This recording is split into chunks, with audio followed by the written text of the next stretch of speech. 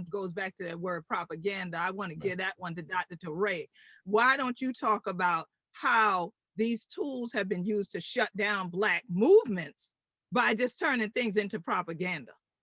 So, but we get the story thrown at us to be all passive, to not have any voices with regards to demanding equality and human rights. Saying again, and Queen Quet, I had to go back in time. One of the things that we discussed early on, it's no longer about civil rights for us, it's about human rights for us. Right. And again, Exactly. it's a network of human rights, and that people now understand it.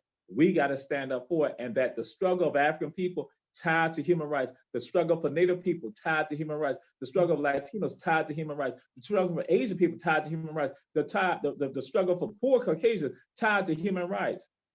But we got other people direct us. And then leadership that we had within our community that was on that path, we let the propagandists, again, the hunter, go and write these stories that are absolutely false. And then some of us sitting back being silent about it.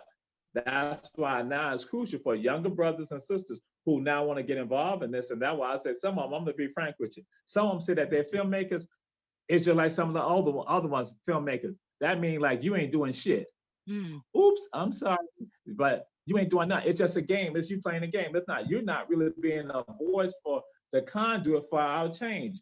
We need people who are going to be about to change in all aspects of our lives. And that we need to have the people who stand up there making sure that our people are treated fairly and equally with regards to all aspects, from economics to education to culture to art to politics to, again, to spirituality. Yes.